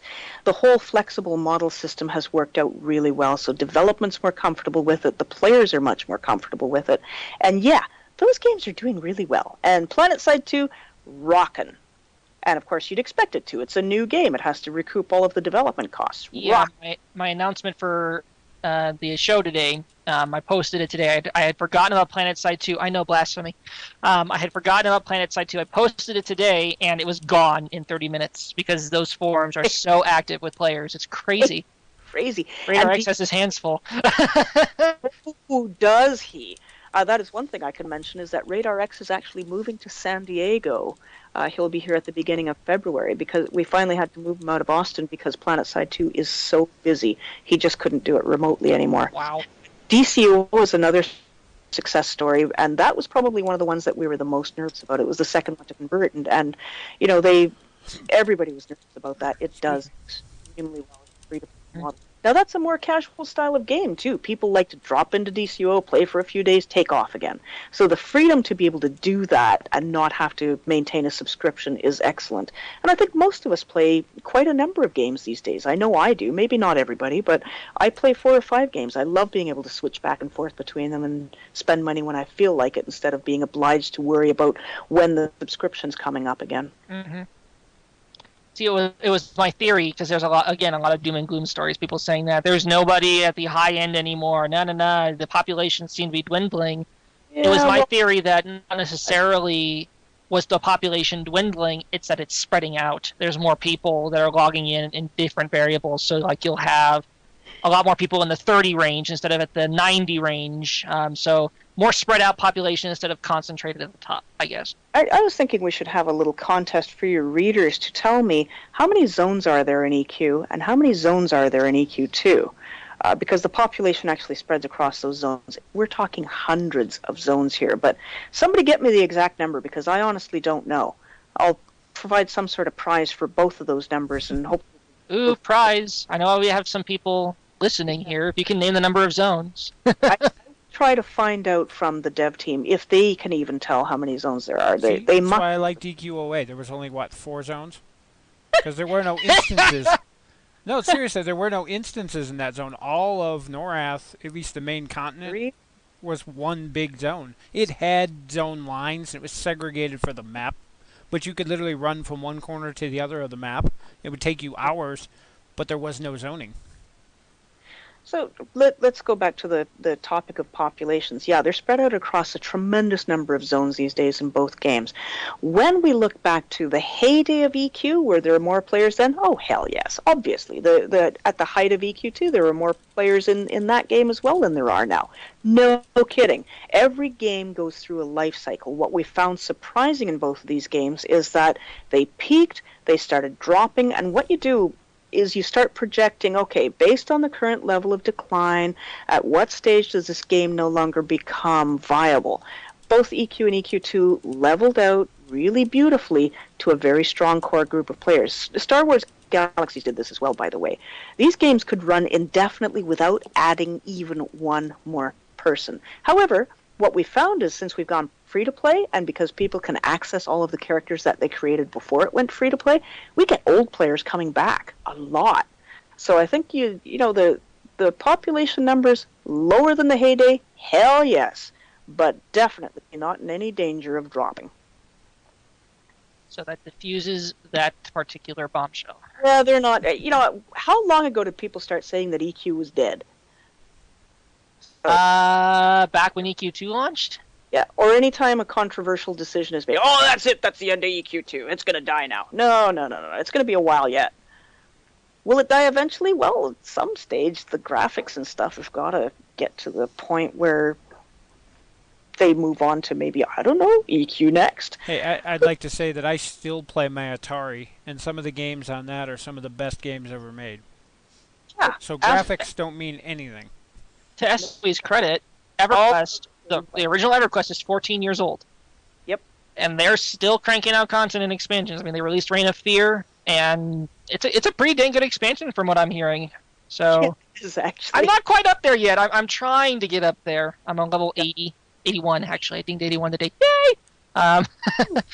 But, yeah, I mean, I don't see any sign of these games slowing down. You guys just don't shut your games down unless something happens that's just catastrophic.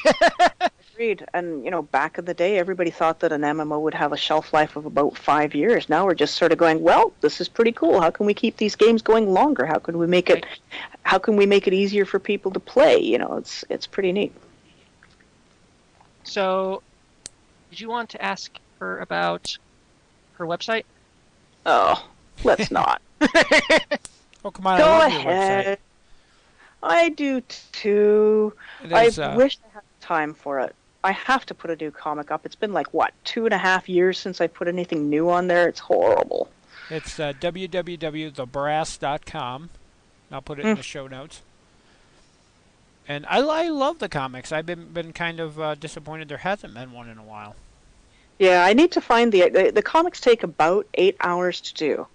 And that's the problem, is I don't have 8 hours anymore. Mm-hmm. You do them all yourself, right? Yep.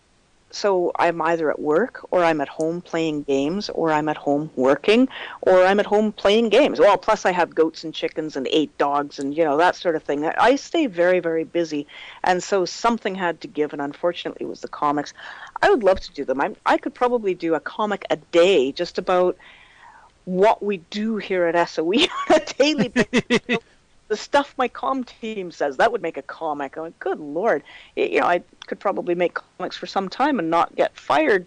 We'd see about that. But anyway, there is so much content, so much material I could make comics about, but I just can't find an 8 spare hours because I'm lazy and I like to sleep for at least 6 hours a night. So, we have someone that has been responding to me that's listening in EQ1. We've gotten both, actually. One from each. That has said that there is 319 zones in EverQuest 1, 325 if you count all instances in the Void. Now, somebody in our IRC chat says there's 875 in EQ1. That includes instances, GM zones, and older zones that have been removed. 875? I'd be more willing to go with that number. I think it's actually higher. Really?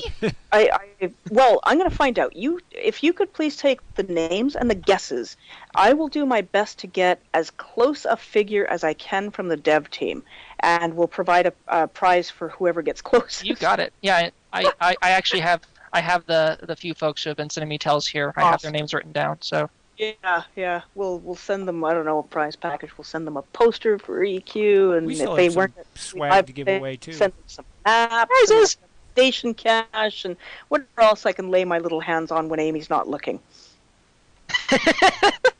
We've got an EQ license plate holder. We got little squishy ball EQ2. I still have an EQ2 Rubik's Cube. Do you? They have EQ2 Lord, Rubik's that's Cubes? a collector's item. I know. It was originally given to us by Ashlane to be given away as prize swag on EQ Tuesday, and then the show kind of got canceled, and so we still have this box of swag laying around. Wow, that's misappropriation of coolness, sir. You'd better get working on handing that stuff out. I don't want to give away the Rubik's Cube. I'm keeping that. It's going on my desk. Well, I'm We sure did it's give covered away with we had an EQ1 lunchbox we gave away. I think we have an EQ2 one still. Oh, man. We yeah, gave away tons of T-shirts and all sorts of stuff. Copies of the game. We actually had copies of a couple of the expansions to EverQuest 2 that were signed by the dev team. We've given them away. I think we still have a couple of those left. Nice. So we got to find some stuff to give this stuff away because it's all left over from EQ Tuesday. Yeah, neat. Well, you guys are the righteous spiritual inheritors of EQ Tuesday. Try. So, did you have anything that you wanted to bring up to our listeners? Anything that any myths that have kind of been? I mean, you have connection to all these forums. You see all these people ranting and raving and screaming and yelling and saying good things. There's a whole lot less ranting and raving going on than you might think. I can give you one statistic, actually. Based on my personal assessment of numerical values, the number of actual trolls on any given forum that SOE runs is less than 0.5% of all users. Wow. It's amazing how disruptive one troll can be, though, because their trollees get seen by so many different people. But the low number actually surprised me as well. It's probably slightly higher on PlanetSide 2 because that's shall we say, a very rambunctious community, and that's Tony's problem. Here's an interesting number that you might be able to give out, if you even know it or can find it. What percentage of actual account holders and players for a game actually make an account on the forum and post? Oh, that varies a lot, actually, from time to time. When we do our weekly and monthly reports, we not only do we put the number of posts that were created, but also the number of authors. So it helps to really weed out the ones where people are, repeating themselves endlessly and ad nauseum. It really depends on what's going on. When something exciting is going on, like an expansion is going to beta, or say something controversial happens and people want to discuss it, it varies from game to game. It can be as low as 15% and as high as 65% of the player population involved. The 65, guess what community that was? Star Wars Galaxies. Star Wars and Star Trek fans die hard. The Star Wars Galaxies fans were just so heavily involved. I would say that on average, it's around 30% of the player base that's involved in the forums on a month-to-month basis. But who those people are, that varies a lot from time to time. And as we come close to an expansion, it gets higher. And if you have a really controversial topic, it gets higher. So there are always people who provide feedback. They still provide a pretty good cross-section of the silent majority. It was interesting because we've had one or two in-game polls done, and really the findings that they've come from that, which in theory takes into account everybody in the player base, but they're actually roughly the same as on the forums, because the forums are a pretty good representative example of what people are thinking. And they tend to be more neutral, which means constructive, than anything else. More neutral and constructive than both positive and negative. It's pretty cool stuff. I know from my experience, when I'm involved in like a beta, I will go on the forums and post regularly and do my reports and things like that. So I'm constantly making posts.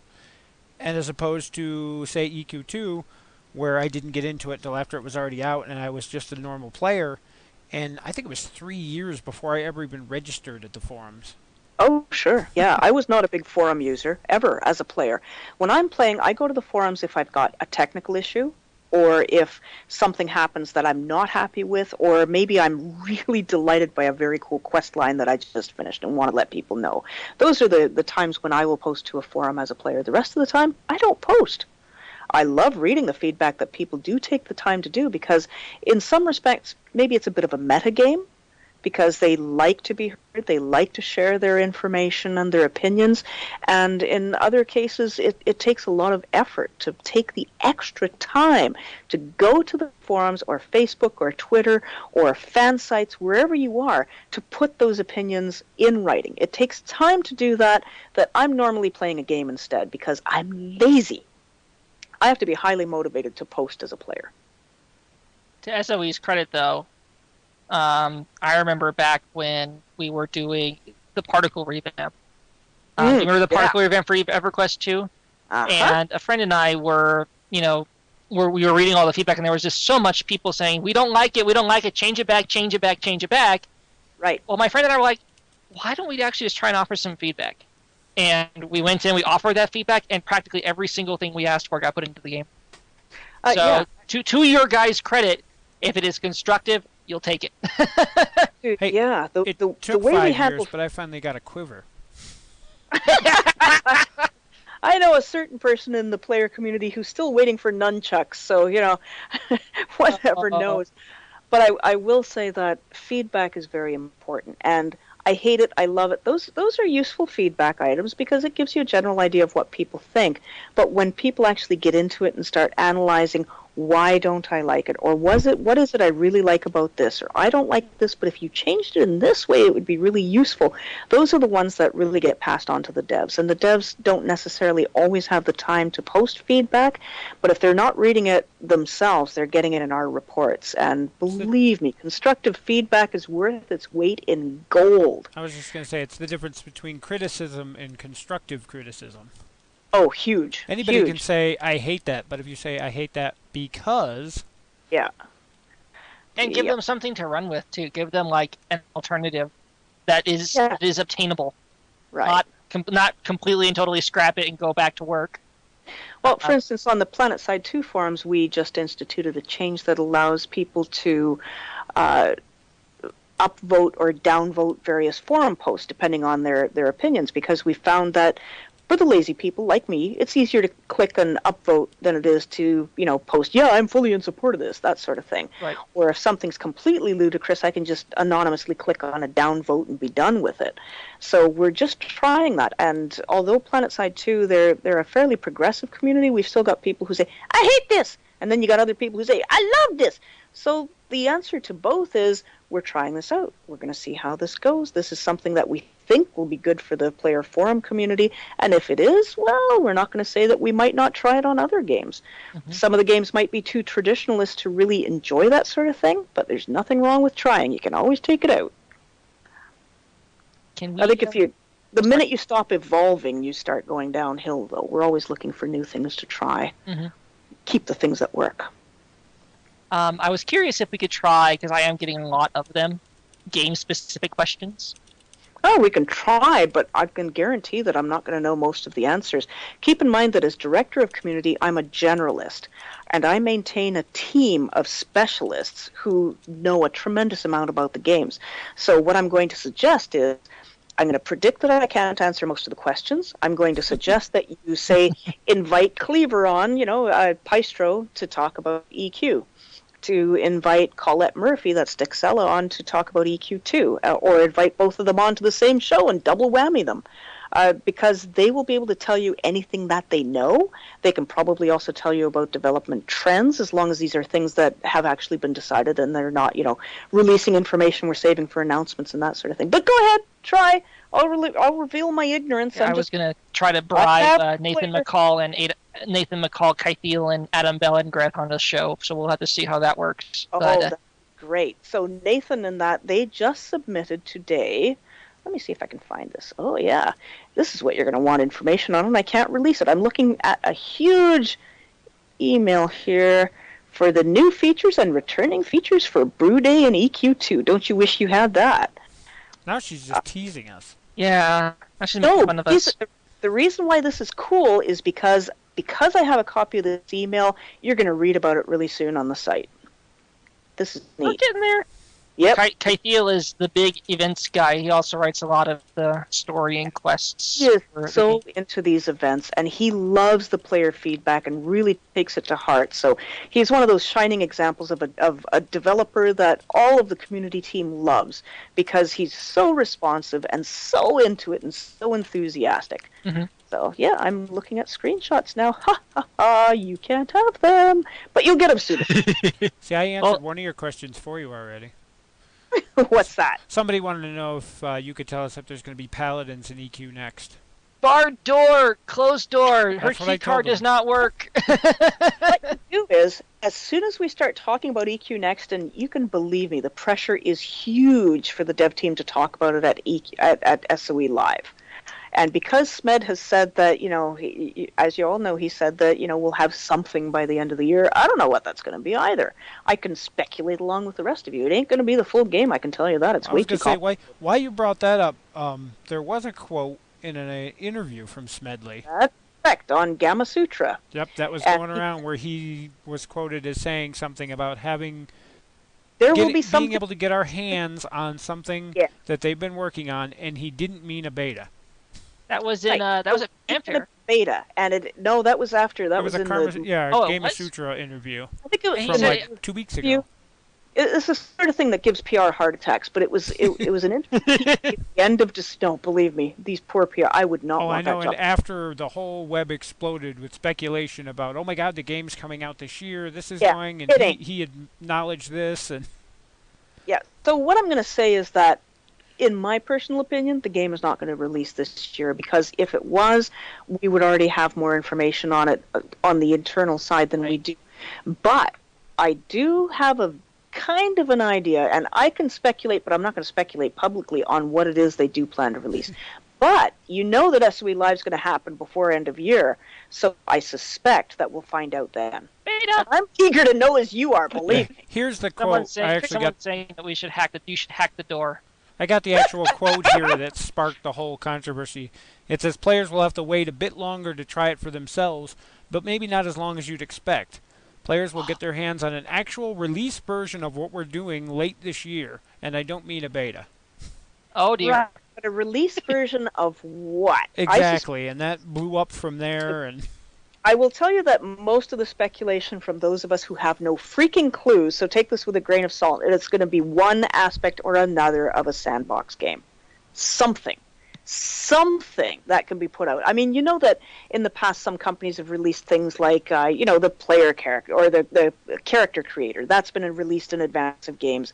And it's probably not going to be that, but it'll be some aspect or another of the game that isn't the beta, that isn't the game. And I sure hope we can come through with this. I mean, who knows? Can they do this? I hope so. I hope it's nothing along the lines of Taco that came out.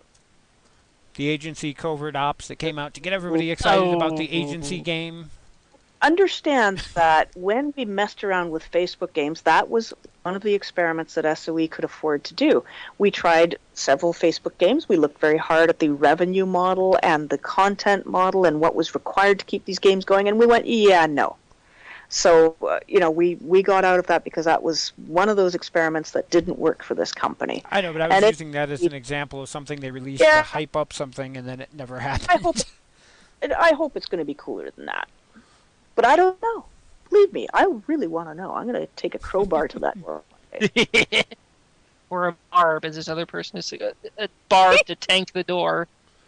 Yeah. So, I'll ask a general game question. If you can't answer, you can't answer.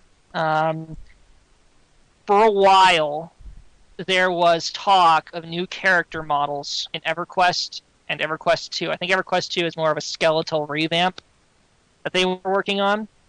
Right. I know that it was scrapped in EverQuest 1. I know that it was scrapped in EverQuest 2. Can you kind of comment on what went on with those and if any of their work was salvaged, if we might see it in the future? No. I didn't think so. None of the work is being used.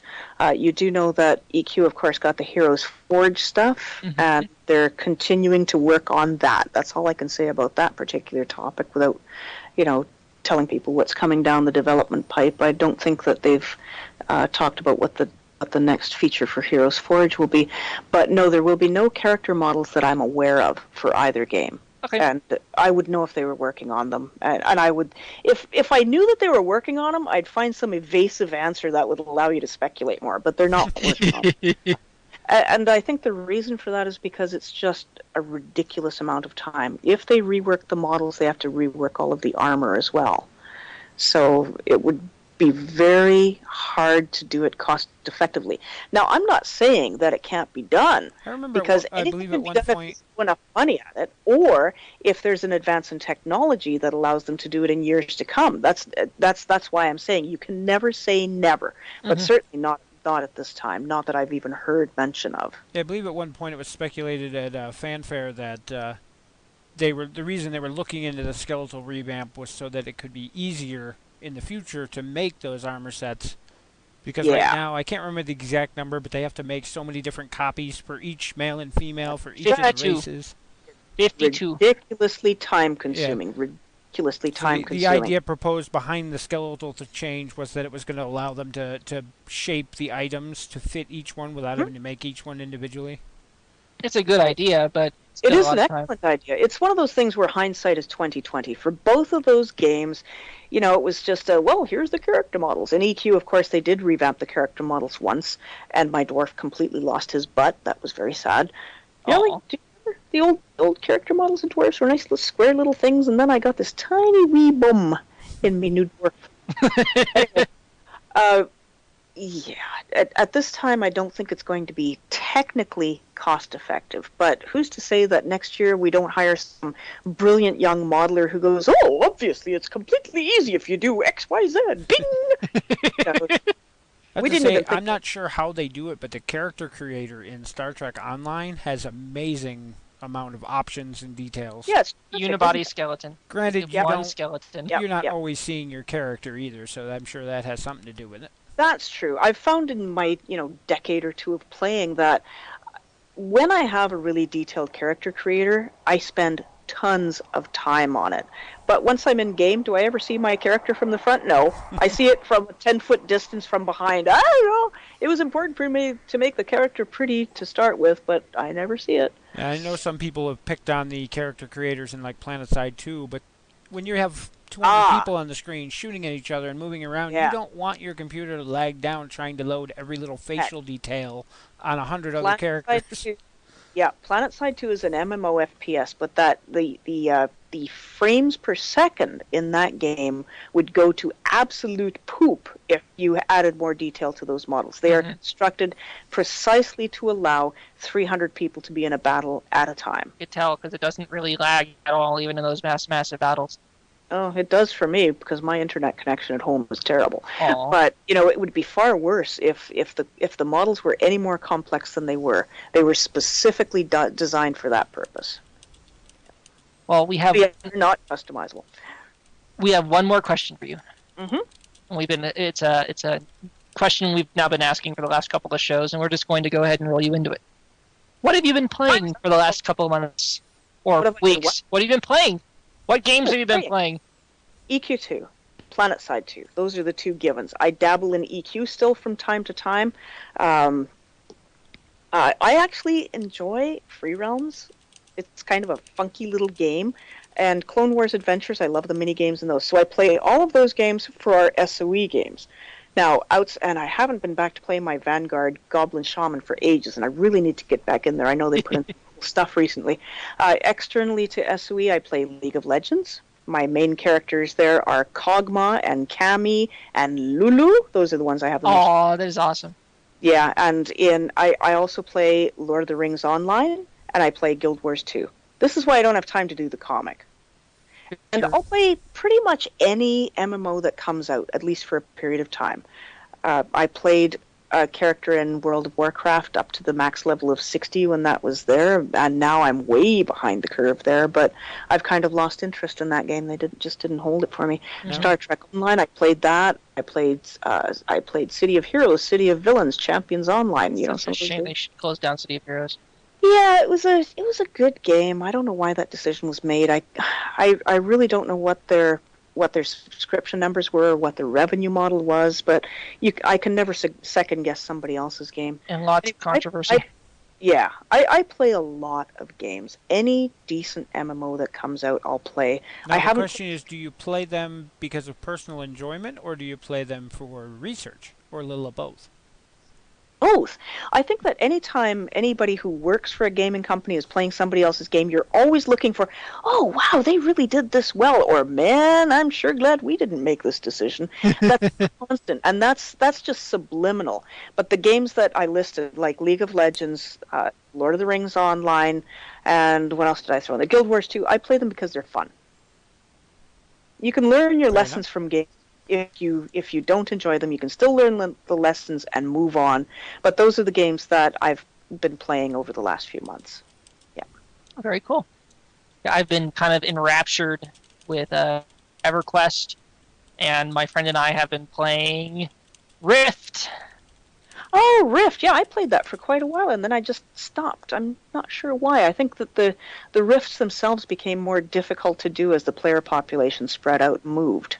The only criticism I have about the game, and it is something that I really like with what you keep on doing with EverQuest and EverQuest 2, is that I hate games where you just kind of skip over the quest text. I love to read narrative. I love stories.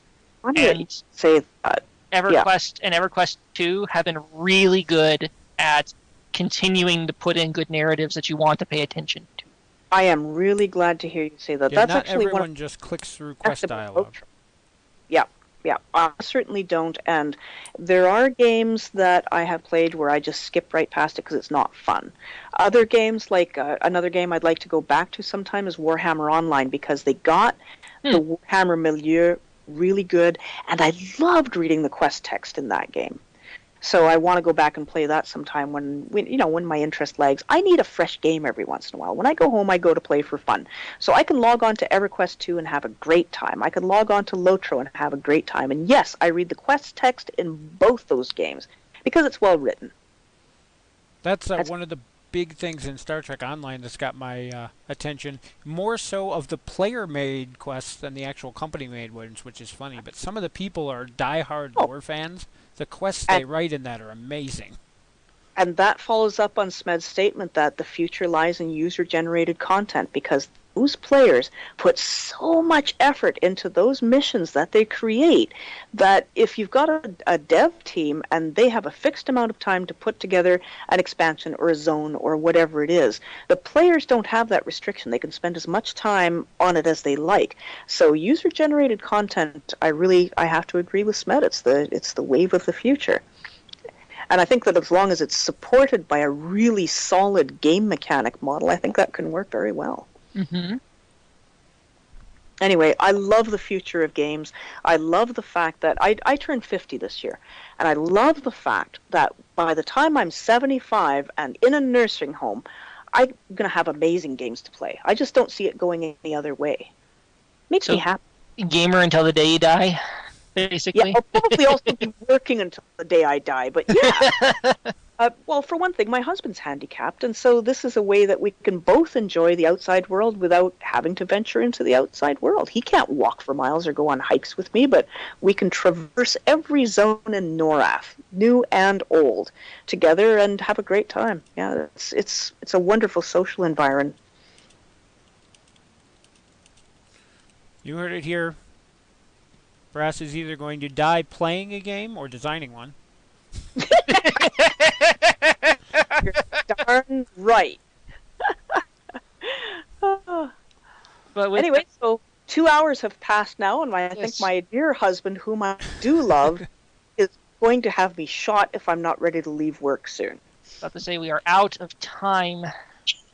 It's been great talking with you guys. It's really been a lot of fun, and we really appreciate having you on the show and taking the time. Rattling on with all of my personal opinions, some of which jive with company opinions. We'll see. I have to put the usual disclaimer in there.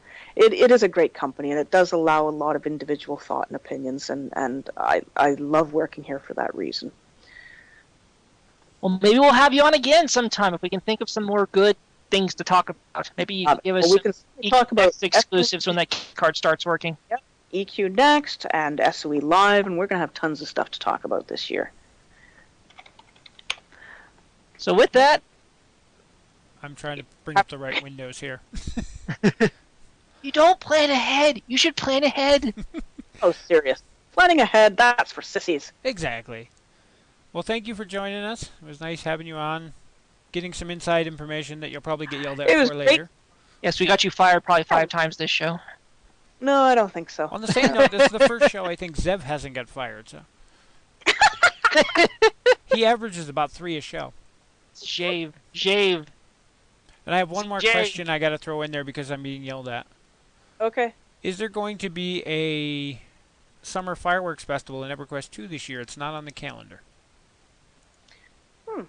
I will ask about that, and I will have Colette post the information to the forums tomorrow. Because unfortunately, everybody's left now. It's 8 o'clock at night here, so. Yep. Well, Summer thank you. Fireworks Festival. Did we have it last year? Yes. If we had it last year, I don't see why not. Once it's been done once, it becomes a matter of just checking the code and then pushing it live again. But we'll get the definitive answer for you, and that'll be posted on the EQ2 forums with any luck tomorrow, unless Colette calls in sick or dead. All right. All right. That's it for this week's show. Join us again in 2 weeks. Zeb's going to be out of town, so Zan's probably going to be the co-host. So spread the word, and we will see everybody then. Have a good 2 weeks, and keep on gaming. Later. Game on.